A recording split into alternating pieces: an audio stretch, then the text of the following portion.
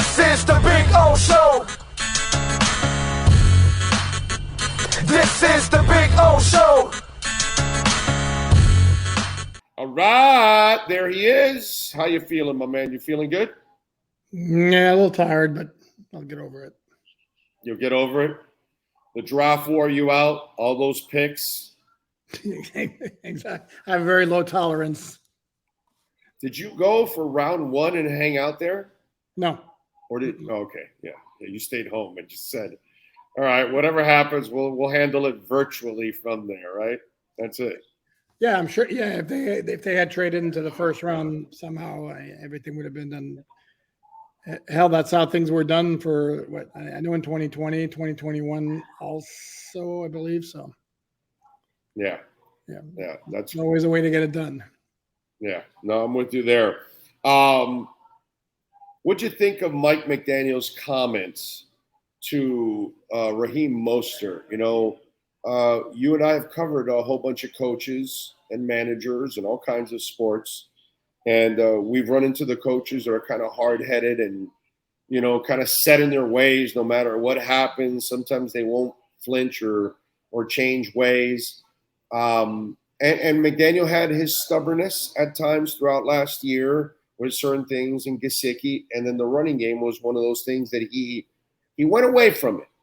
But when Mostert shared with you guys his apology and he kind of told us also in another press conference, I remember when he said that, you know, he was, you know, self-critical about giving up on the run too soon, which that was one of my main critiques of his, you know, last year. Your thoughts on that? Because, dude, it's like watching Ted Lasso.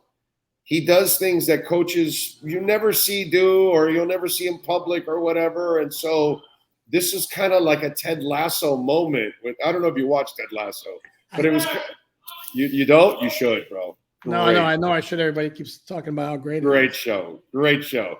But it was kind of a Ted Lasso thing that coaches just don't give you the mea culpas, you know, out there. And like, you know, I screwed up here. I should have done this. So your thoughts on that? Yeah, I mean – he's obviously very different as a head coach. He's not your cookie cutter head coach.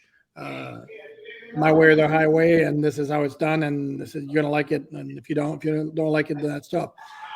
And that's part of the reason. I mean, Mostert, as he pointed out, has been with him for a while now, going back to their San Francisco days. The two things that stand out to me as far as that's concerned that I keep thinking about is, number one, it's great that he said it. Now let's see in 2023 if he's going to stick to his word. That's number one. And then number two, we don't know for sure exactly how often that goes on because it's not necessarily everybody who's going to reveal it. It's possible that other coaches have said kind of the same thing, but it goes along with McDaniel's personality. That he doesn't perceive himself as being bigger than the team or bigger than the game or bigger than anything. You know, he's just a part of the equation, even though he's the key decision maker when it comes to the on-field product. And he told us, the media, this was at the owners' meetings where he said that is one of his regrets was he didn't stick with the running game enough. So that he would tell Raheem Mostert and that Mostert would be comfortable enough to relay that. Again, that goes. It's Poop. It's breaking up badly. It's hard to really understand. Is it just me, Sean, or is it going overall breaking down? It's just me. Huh? It might just be you because I heard Poupart the whole time. Everything was good. Okay. All right. So then I can't understand what the hell is there a closed caption here on this thing? Can I see the bitch here? Can't do that. Oh, okay. All right, Poop. I'm sorry. So you're gonna have to, if you can, repeat it again for me. I'm sorry. No, I was saying that number one, it typifies the kind of coach and kind of guy that Mike McDaniel is. That he doesn't put himself above the team. He's not bigger than the team, not bigger than the game. He's the one who's the key decision maker for the operation on the field. But he's not one of those guys where, you know, it's my voice and nobody else's. And then the other part that I mentioned is that, of course, now the key point is whether he's going to stick to what he said to us at the owners' meetings, and as well as what he told Mostert. Yeah, I think he will because, again, he's different than your average coach that would do something like that. I think he understands that what he did was wrong, that he could have helped his team out. He could have helped his quarterback out. All of those things, especially the offensive line, the confidence. When you're gouging a team for 7 or 9 yards a carry, dude, don't go away from that. Keep pounding the crap out of them. I mean, you've covered this long enough, just like I have. I've been in plenty of locker rooms. Offensive linemen to a man will tell you they love to run block. Yep. They hate pass blocking more often than not because they're the ones taking all the hits during the pass blocking. When they're run blocking, it's up to them to put the hits on people, and they freaking love it. And so when you get those big dudes downhill, oh man, they're eating it up. And there were moments in that Buffalo and that Green Bay game that just drove me crazy. It's like, man, especially that second Buffalo game, I think you could have won the game with certain decisions there. Obviously, some plays needed to be made by Sherfield and Hill and Braylon Sanders and all that, but the running game could have been so huge in that game. No, and the other factor when it comes to the offensive lineman and run blocking is if you're run blocking, you're going in attack mode and you're dictating the physicality of it, whereas you're pass protecting, you're backtracking and you're waiting for the guy to see what he does. So, yeah, no, it makes a lot of sense why it would be so much more enjoyable for those big guys up front to prefer run blocking. I'm with you there. What do you? I asked Marcel this. I'll ask you this. What do you know now that you didn't know about any of the draft picks that you like or don't like?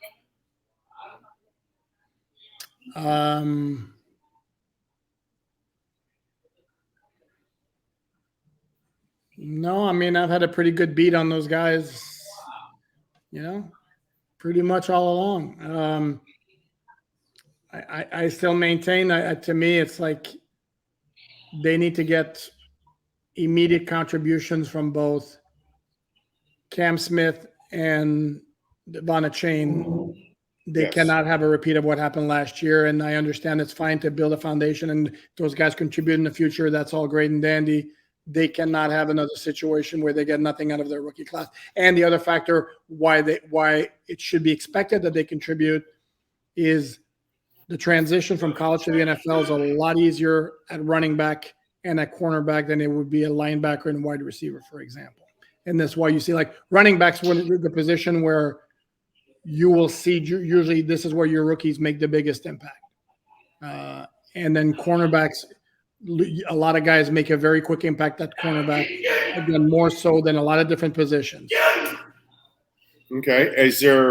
I'll put you in a terrible spot. Is there something you like about the undrafted guys? You want to go out on a limb on any of these guys?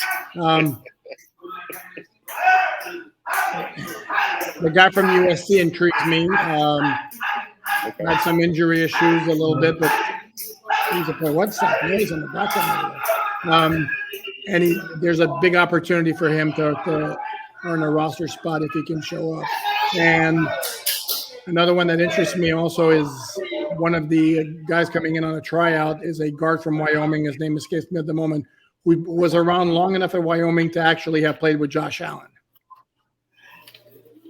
He's not a rookie free agent. Really? He's a tryout guy. Yeah. Oh, okay. Okay. All right. I'm looking at the list here to see if I see a Wyoming guy, but it might be. Yeah, I just published a story this afternoon, and again, I was typing out the 20 UDFAs plus the tryout guys. But shit, he was like a red shirt, right? When Josh was there, because this is like year 5 coming in? 8, 9, 10, 11. No, Josh Allen's been in the NFL for 5 years. Yeah, it's going to be right. This is 5 years. Yeah. Yeah. So he must have been like a red shirt freshman or something. A red shirt, right? And then he took the COVID year, and then right. one of those 6 year guys. Right. Yeah, I forgot about the COVID thing that they gave them an extra year Mhm. for the COVID guys. I forgot about that. Okay.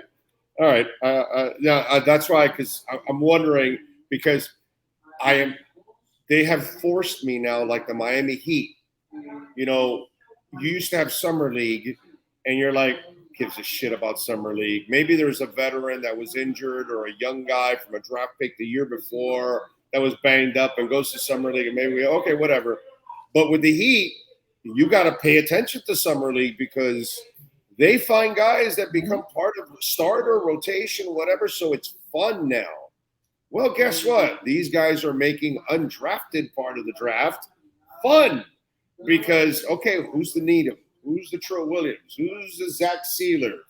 Who's the Cater Kovu? It's like the Tanner Connor kid came out of nowhere last year, and now we're kind of this will be part 2 for Tanner Connor to see, hey, can you build on it? Those kind of things. So that's why I ask you because I'm expecting 1 or 2 of these guys to kind of surprise me from here on out. No, without question. And one of the things you'd look at normally is the guaranteed money they gave those UDFAs. Yeah. And then but then so this year you got Peely got 100,000 guaranteed, and then Ethan Bonner, the cornerback from Stanford, got, I believe it's 80,000 guaranteed. But if you look back to last year, Cater got 40,000, and Kalen Deesh, who was an offensive lineman, school escapes me right now. I want to say maybe Northern Illinois, got 140,000. Oh no, I'm sorry, it was from Arizona State. So the expectation were there. You give that kind of guaranteed money to a UDFA, you have high hopes for him. He didn't pan out. So clearly, there's going to be a couple of those guys who are going to flash. It's not going to be during rookie mini camp where all we're going to see anyway probably is just stretching and position stuff. It's going to be in training camp, and obviously we're going to be paying attention to those guys, and there's going to be a couple of them who are going to flash. It happens every summer. I can go all the way back to Devon Bess, who's a rookie free agent from Hawaii. The dude was open all training camp. I was like, how the hell did this guy not get drafted? The list goes on and on. That you're right. Although, but lately, it just seems like there's more of them now. Lately, it just seems like they're. You're right. The Devon Besses ones would trickle in every once in a while, but there seems to be like little waves now that come every year with these guys. It's 2 or 3 guys that kind of catch your eye. So that's why I wanted to ask to see if there's anything else that maybe you found out about some of these young guys overall. You got a pick for me in the Kentucky Derby? That's horse racing, right? Yeah, no, I got a pick for Secretariat. Last time I checked. Okay. Secretariat. Greatest athlete of all time. That's the GOAT. That's the GOAT. All right. All right. The real question I have for you, and this is a subject I can actually have a conversation with you on because you're very good at it. Why is Kate Bush a Hall of Fame nominee? I'll be honest with you. I don't know enough of her music. I know she is very, very, very highly thought of. I'd like to know why Supertramp is not a Hall of Fame nominee personally, but that's or just a Hall of Fame, period. Not correct. Nominee. Get their asses in there, inductee.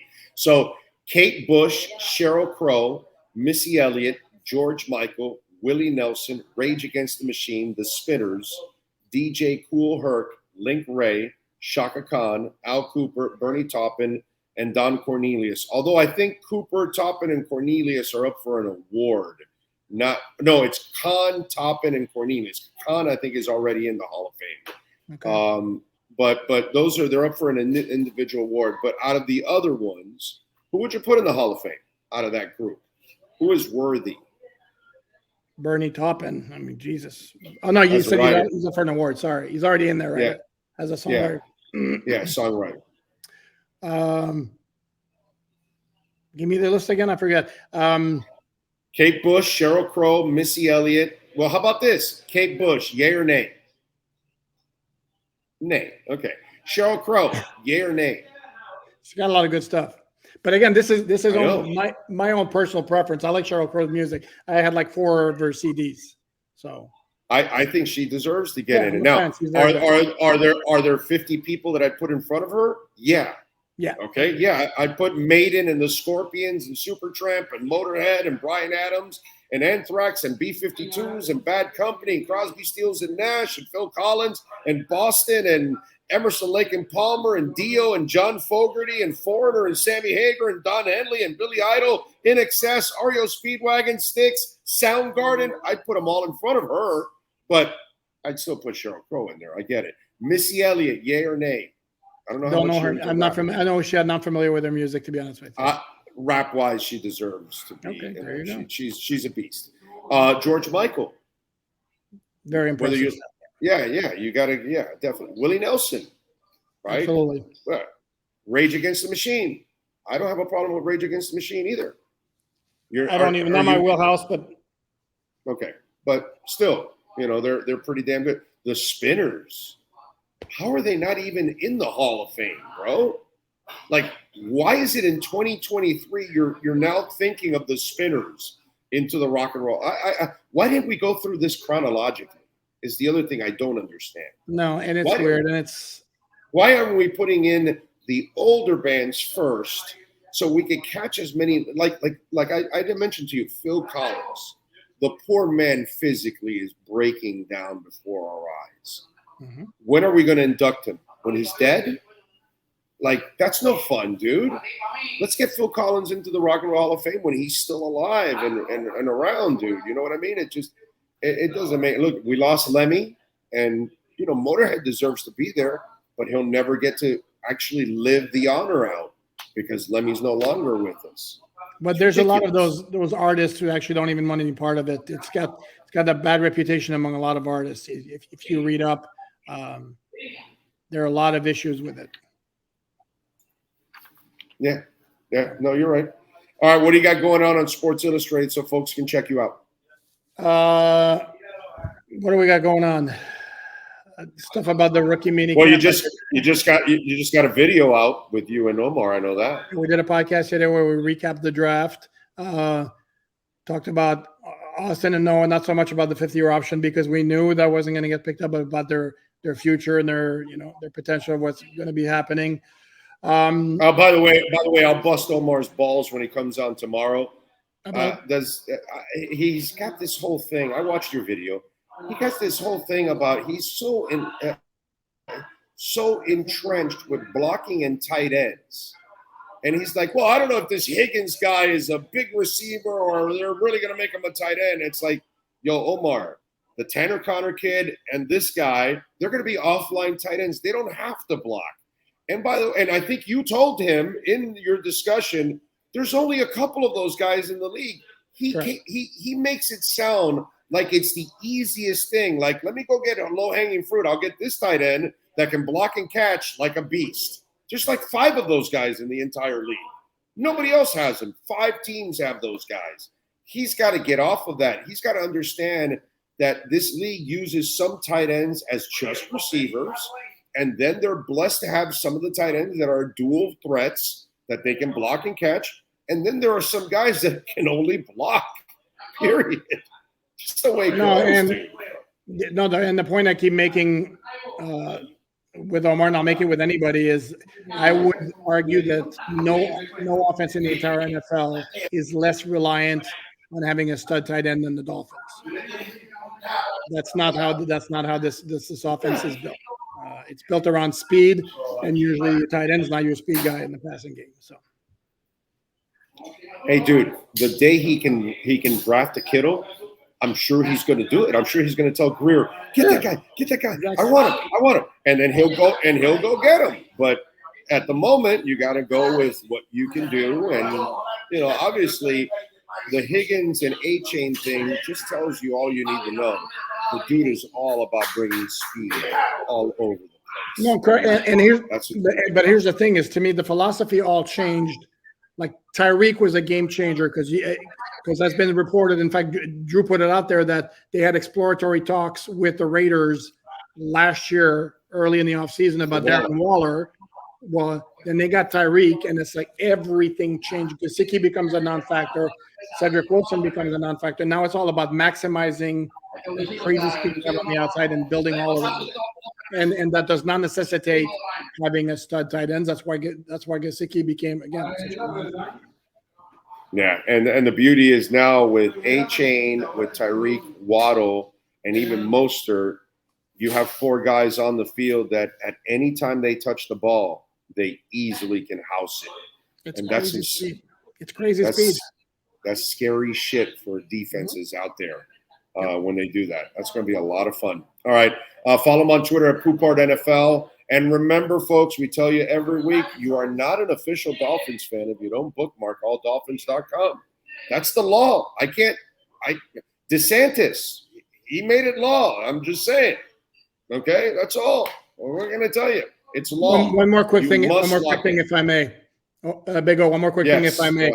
Yeah. You see my Twitter handle right there? I'm going to do a mailbag this weekend, so anybody can pop up some questions at that Twitter handle.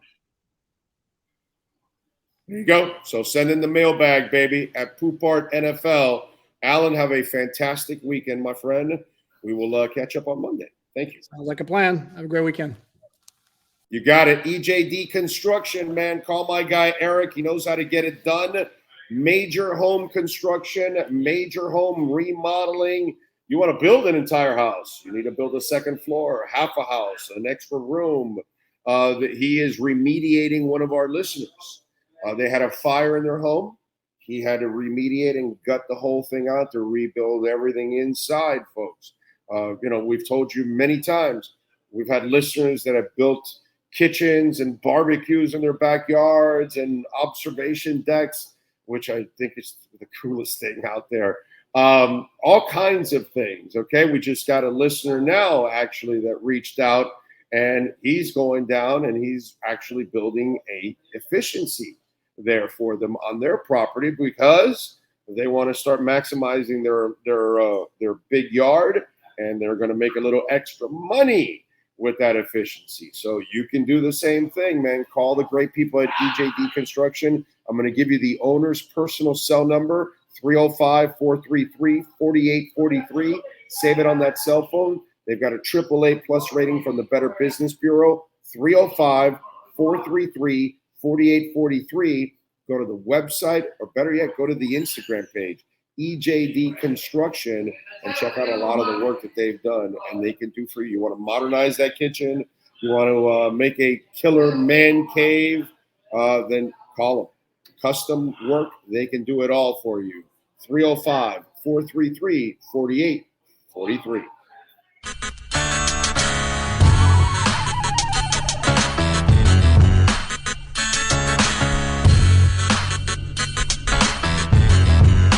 This is the Big O Show. This is the Big O Show.